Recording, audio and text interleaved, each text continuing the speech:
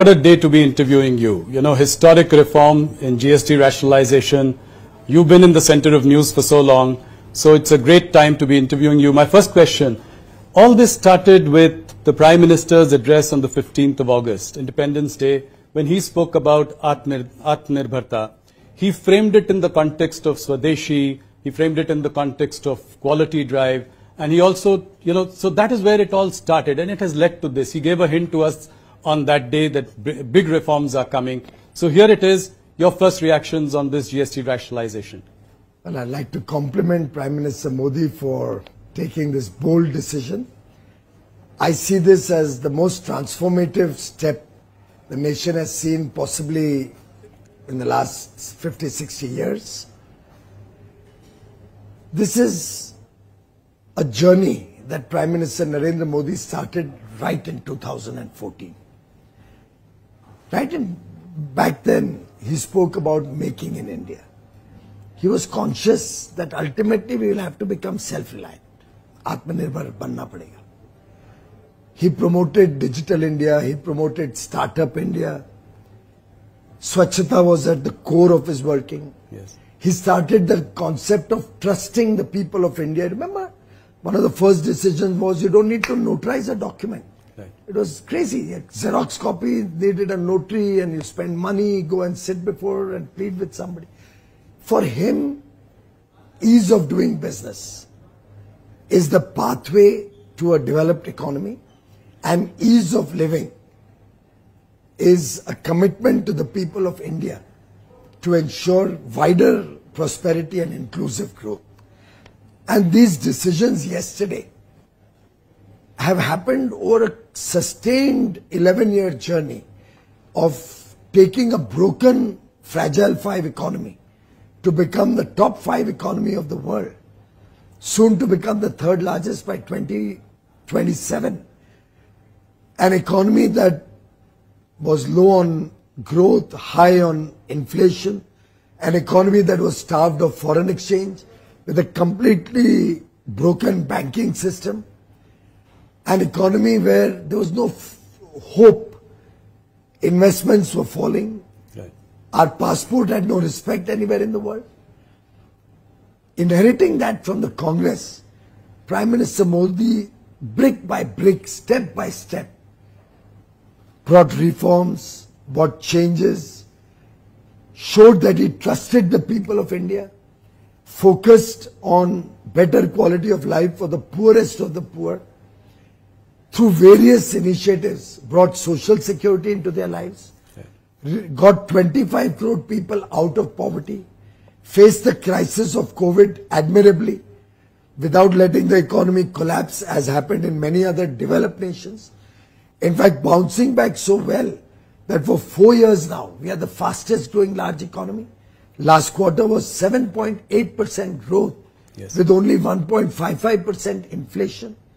Who could have imagined, if you look back at 2014, Rahulji, yes, that in a decade, this country will transform so rapidly, right, so beautifully, and a foundation will be created on which a $4 trillion economy aims to become a $30 trillion economy by 2047. That, I think, is Prime Minister Narendra Modi's very astute handling of the economy, and this transformative steps that he had alluded to in his 15th August address, of course, is a labor of love. It's happened over many months of hard work. yes, The Finance Ministry, Nirmala ji, the groups of ministers from the states, absolutely, the groups of secretaries, all working, recognizing that now compensation cess will no more be required.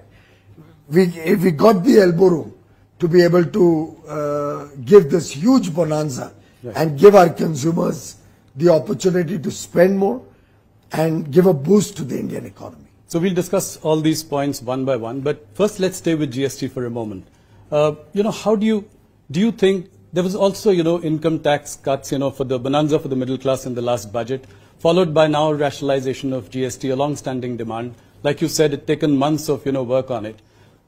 Are you sure that this is, how confident are you that this is going to spur demand, spur consumption, and also eventually investment? It's very logical, Rahulji. Take for example the reduction in cement from 28% to 18%. Yes. It suddenly brings down the cost of real estate and building a home. Prime Minister Modi has already provided a free home to 4 crore brothers and sisters, families in the country, another 2 crores more in the coming 4 years, 4-5 years. A reduction in cement price also helps the middle class now get the ability to own an affordable home. When you reduce the price for tractors, tractor parts, all other farm equipment, you are helping the farmer modernize, helping him improve his productivity. Right. When you make the two-wheeler cheaper or a small car cheaper of 1200 cc, the aspirational middle class, the young man and woman who wants to have a two-wheeler, gets encouraged and is able to afford to buy a two-wheeler, with interest rates also simultaneously coming down, yes, thanks to low inflation and loans becoming cheaper and easily available, right, in a strong banking system that we have today, not what we had in 2014. When the housewife goes out into the market, almost every product of daily use, all food products, all processed goods, foods, all material that is required for her kitchen, foodstuffs, utensils, everything will see a transformational reduction in prices. And industry has committed to us that they will make sure that the full benefit is net of input taxes is passed on to the consumers. So consumers are in for significant gain, and I'm very, very confident. And how are you sure of that? How will you ensure that the industry there has are passed? Enough tools. There have been cases of profiteering in the past. So. Few and far between. Otherwise, our experience is you can trust industry. Okay. Prime Minister Modi's biggest strength has been that he has trusted industry and they've never let him down. Similarly, the people of India have trusted Prime Minister Narendra Modi and we have never let them down. So I think it's a two-way trust. Industry has, across the country, every sector, assured the government that they will be with the government. They recognize lower taxes, lower prices will give buoyancy to demand, and higher demand leads to higher taxes, and ultimately higher demand also promotes more investment because the demand leads to more manufacturing in India. So it's a virtuous cycle of growth, and the multiplier impact is what will give India a big boost. Okay. Let us also talk a little bit about the revenue implication or the revenue impact that this might have. You know, by one estimate, about 48,000 crore would be the revenue impact. Do you see that, you know, we will be able to take care of this, and, you know, any kind of fiscal slip that you see, you know, going forward? Rahulji, we are currently collecting nearly 2 lakh crores every month. And with this boost in demand, the revenue will probably go up rather than being a revenue So loss. you're expecting some amount of revenue buoyancy as a result of this? So it is always so. And I think that every theory, right, economic theory suggests that. Right. And for that matter, in 2 lakh crore a month, so 24 lakh crore, 22 lakh crore collected in a year, yes, this is hardly a very consequential amount. Right. You know, if you look at the Q1 GDP numbers at 7.8, you know, it's a 5-quarter high. How do you react to these numbers, especially in the context of, you know, someone calling it a dead economy? Well, I think Mr. Rahul Gandhi has been a naysayer and a person who could never understand economics. We have seen that over the years. He sees ghosts where there are none. He cannot appreciate that the people of India are seeing significant improvement in their lives. He has not yet been able to reconcile that the people of India have voted him out 3 times in a row. It's a rocket that somehow seems to fail every time it tries to take off. Mr. Rahul Gandhi actually hurt the sentiments of 140 crore Indians who can see the improvement in their lives, who can see that Prime Minister Modi has reduced their income tax, who can see that Prime Minister Modi is providing 80 crore Indians, even after they have come out of poverty, with free food grains, who can see that the fertilizer prices haven't gone up in 11 years. Because Prime Minister Modi has made sure that any burden of increase in tax prices, and there has been a huge increase in fertilizer price, is borne by the central government. Prime Minister Modi is a sensitive human being, very, very concerned and caring for the last man at the bottom of the pyramid.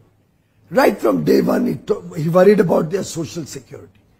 Right from day one, he committed his government to the poor, to the marginalized sections, to the unbanked sections of society. After all, what was Jan Dhan account? He made the bank doors open for every citizen of this country. Right. What was Ayushman Bharat?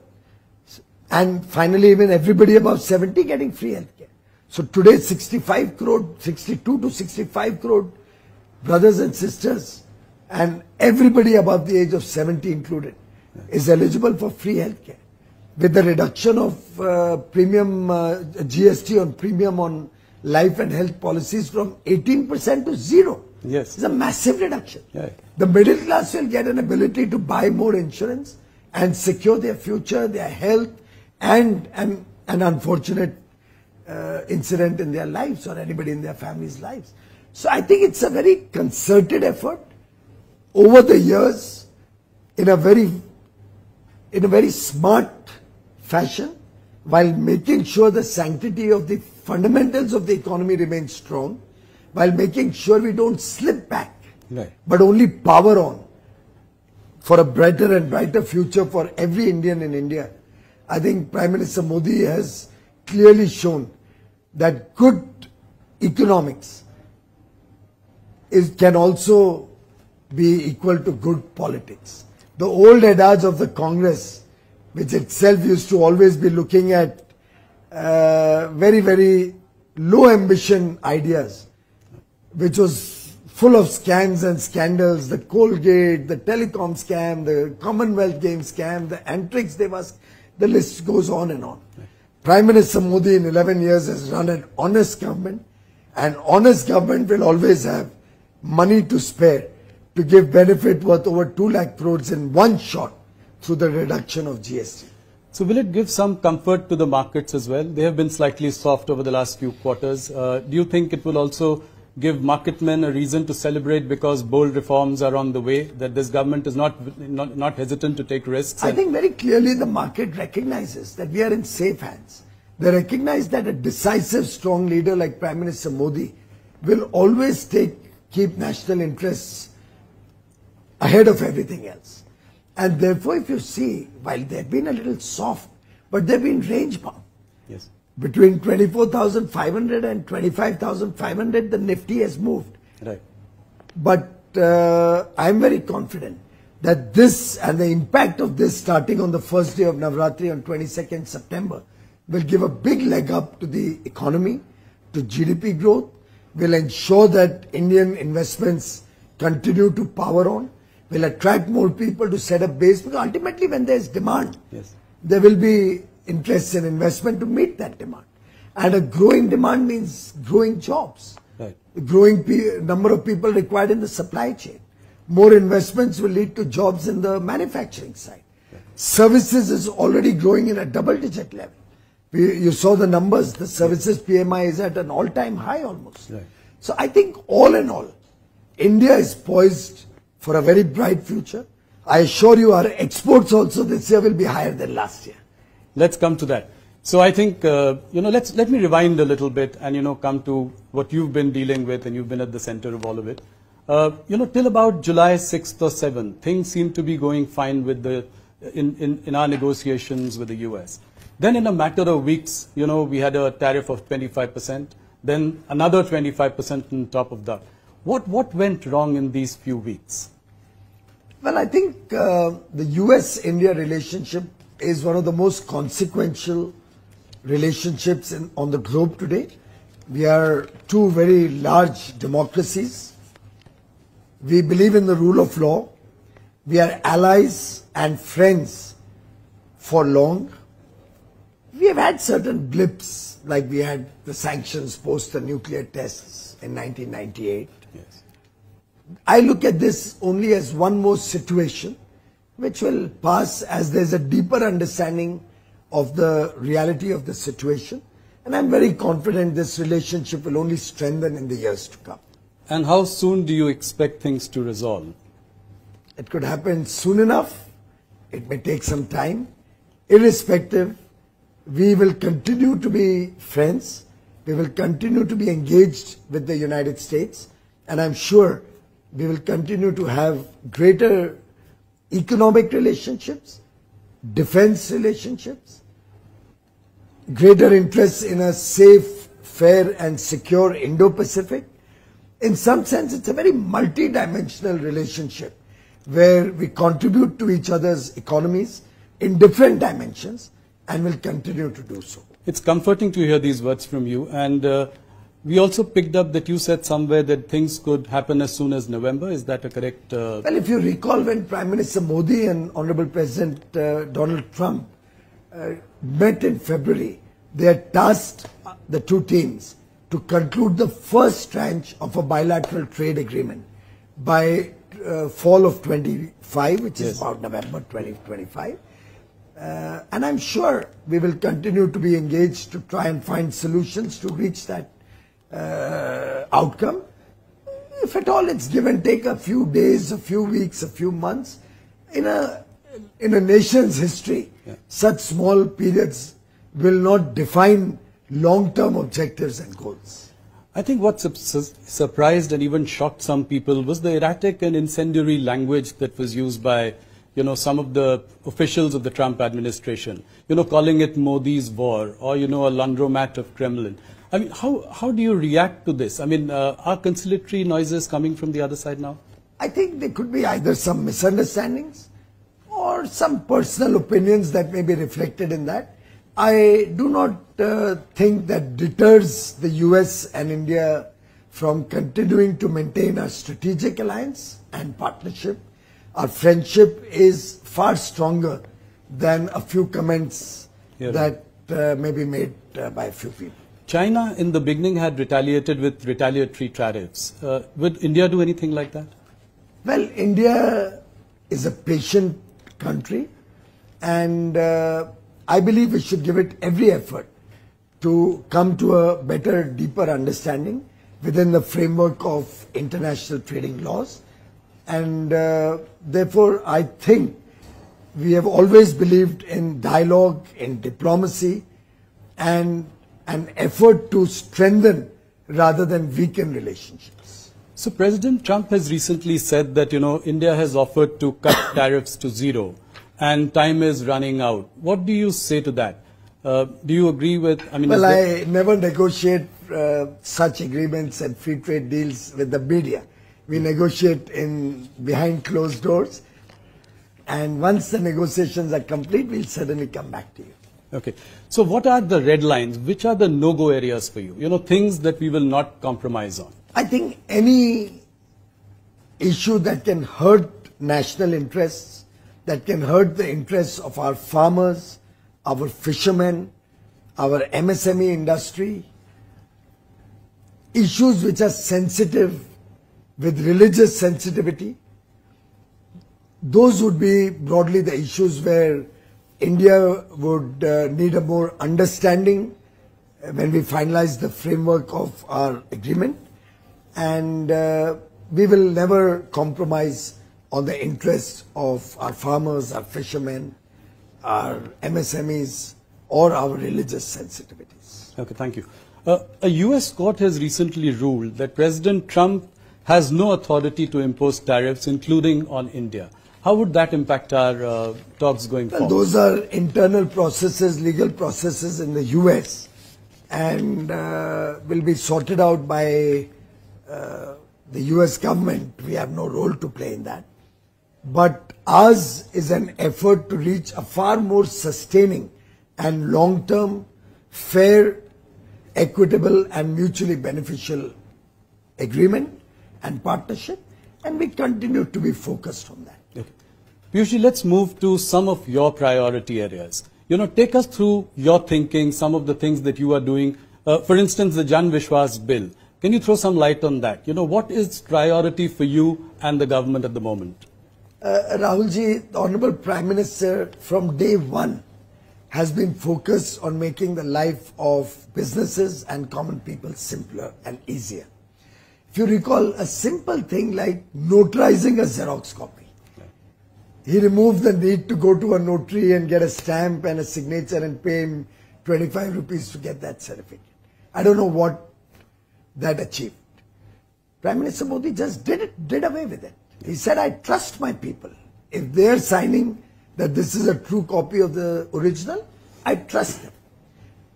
If you recall, there have been so many scandals and people have been in jail for scandals around government jobs. Yes. In Prime Minister Modi's regime, no such scandals because he simplified and made the whole process totally transparent.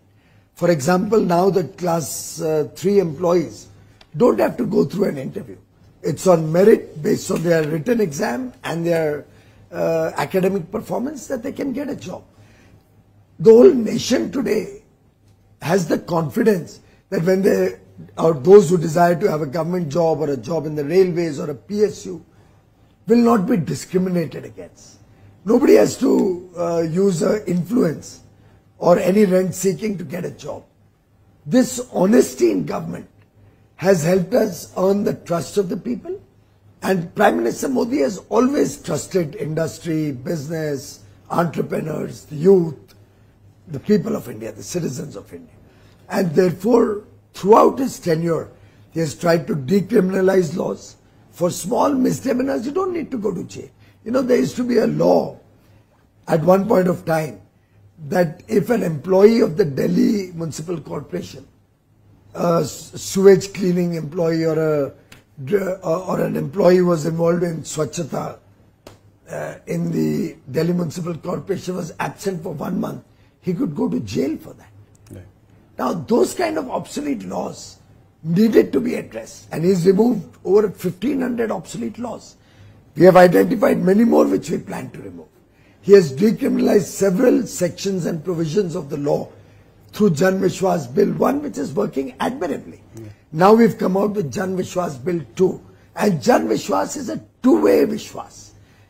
The government trusts the people of India because the people of India trust the Prime Minister Narendra Modi and his government. And it is that trust which encourages us. The second Jan Vishwas Bill already has 355 provisions being decriminalized. And he has directed us to look for many more. And you'll be happy to know my department has already identified 500 more, which can be decriminalized. Similarly, we are looking at reducing compliance burden, making process and procedures simpler, reducing the paperwork, bringing things online. The idea is that businesses focus on their business. Industry focuses on industry. Traders focus on giving good service to their consumers. Make it easier to do business. Similarly, make the life of the common citizen easier, happier, more self-satisfying, more contained. And I think ease of living is at the core also of the GST reforms. Absolutely. I think compliances and, it is at the core of this. One more thing about, what is your message to the exporters? The real pain in the short term is being felt by them. Will you make it somewhat possible for them to sell in India? Will it be a possibility? And what steps are you taking to do that? Well, fortunately, the timing of the GST reduction at such massive levels couldn't have been better. This will give a big impetus to domestic demand, which will help some of the exporters who may lose a part of their business. Will you make it easier for them to do so because they can't? No, we are even trying to make connects. So, for example, when I recognized that garment industry could face some stress, I called up the Tatas who run the whole Zudio and the West Side. And I'm going to be talking to all other high street malls or retail large-scale outlets to see if they can help these garment exporters by buying their produce and making it available at affordable prices. So high quality at affordable prices, now at reduced GST rates, will make it a great story. So you will remove the restrictions on them to sort of... Absolutely. We are trying to make it easier that they can supply in the domestic market. It's a part of one of the reforms we are working on. Similarly, I'm in dialogue with 50 countries. Our missions are working in 50 countries, which we have identified through data analytics and artificial intelligence on the data of import and export of all other nations to identify where our products, which will need a market, can be offered, and in lieu of that, what we can buy from those countries who may also be stressed similarly. Yes. So for example, the UAE minister and I, over our meetings on Friday, Saturday last week, identified people, identified areas. He already connected us with his people there who can help our textile sector get an entry into the Gulf and into all of Africa. He sent me connects with the seafood industry there. I'm mounting a delegation to visit UAE to connect with those people. 18th, 19th, we have the high-level task force on investments dialogue in UAE, where I'll be taking a large business delegation, identified sectors where we can support our exporters to get new markets. We'll be looking at fast-tracking our free trade agreements in other regions. We are doing a second tranche in Australia. We'll soon announce closure of Oman. New Zealand will also close by the end of the year. My Commerce Secretary was in Brussels last 2 days. Their teams are down on Monday for the next round of negotiations. The Trade Commissioner of European Union, Maros Sherkovic, will be in India on the 11th and will be spending 3 days together to speed up and conclude the European Union FTA. So I have the 4-nation FTA, EFTA, Switzerland, Iceland, Norway and Liechtenstein, which comes into effect as near as 1st of October. I see. As soon as Navratri gets over, or on the last day of Navratri, we'll have the EFTA agreement come into force. UK has been executed. Oman will be announced. Chile, Peru, Eurasia terms of reference are finalized.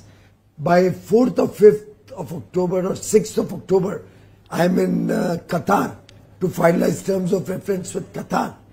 The Prime Minister of Singapore is in India today. Yes, I believe you had lunch with him. We had lunch and we had extensive discussions with their teams to see what we can do, and they've already committed to take in more chicken and eggs and poultry.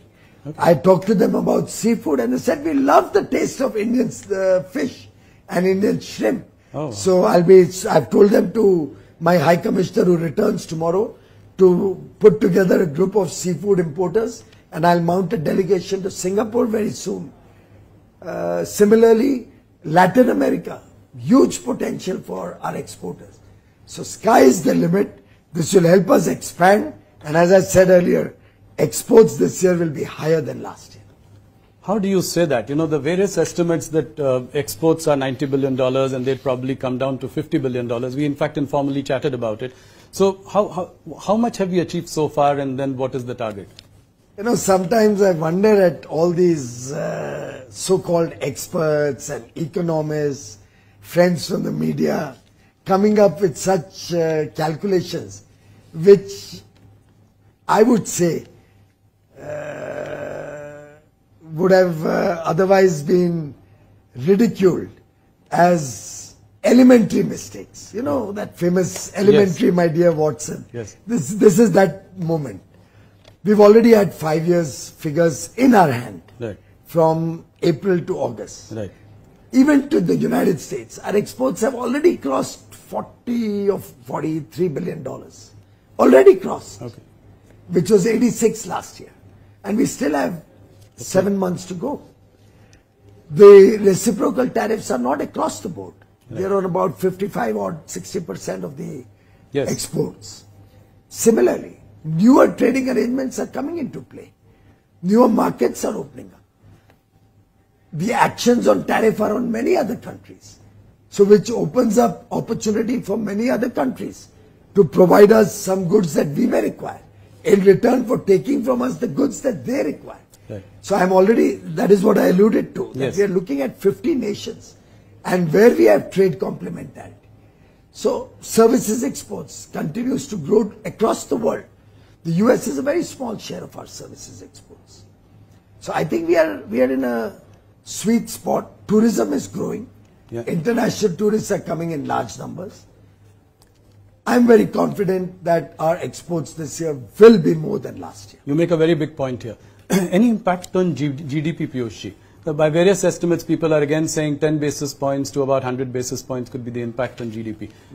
Well, anybody who said 100 basis points, I think you should really bring him onto your show and ask him to justify that. Do you think there is India is predominantly a domestic economy. Right. Our exports as a part of our overall GDP are still relatively small. Right. And our imports are much larger than our exports. Yes. So net, actually imports are deflating the Indian GDP growth. Keeping that in mind, I'll give you a comparable. COVID, we saw exports fall because of the overall world situation. Do you know, imports fell far more than exports. And we actually landed up with a trade surplus during COVID. So Indian economy is a very complex economy. And therefore, I do not think that the impact on the GDP will be significant. Whatever little impact it could have. And drill it down. Drill it down to the goods affected by GST. Within that, you'll find gems and jewelries. $13 billion. What's the value add? Still very small. Right. And it's an area where I look for alternate markets in the Gulf, for example, in the eastern part of the world. So we'll be able to make up several products which will have a huge increase in demand domestically. We'll make up for that. The value add, if you see holistically on the total exports impacted by one nation's action, are not significant enough to hurt the Indian GDP story, which is the world's fastest growing large GDP. I'm very confident that collectively with the effort of 140 crore Indians now committed to go Swadeshi, now very, very charged that I will buy goods made in India. And Prime Minister Modi has very nicely defined it. Yes. He said, देश की मिट्टी में बना माल और देश के हमारे भाई बहनों के खून पसीने से बना हुआ माल. Yes. Yani, goods made on Indian soil by the sweat and toil of our Indian labor, Indian workers. The ownership doesn't matter. Doesn't matter. That's Let the investment come from all over the world. Yes. As long as it adds jobs, economic activity in India, it's a made in India product. And by the way, if you see Prime Minister Modi's work, you will see in that the vision and mission of Mahatma Gandhi. Mahatma Gandhi wanted Swachhata. For years, the nation yearned for that Swachhata, desired it, but never saw it. We would praise Singapore. We would praise other parts of the world, Europe, America, UAE. But nobody did anything about Swachhata till Prime Minister Modi came into government. Mahatma Gandhi's mission used to be Swachhata. Mahatma Gandhi wanted everybody to have a decent place for their daily routines. Pradhan Mantri Modi built 12 crore toilets, took a toilet to every school, every college, so that nobody has to face the dignity of going into the fields for their daily routines. No, that is a big initiative.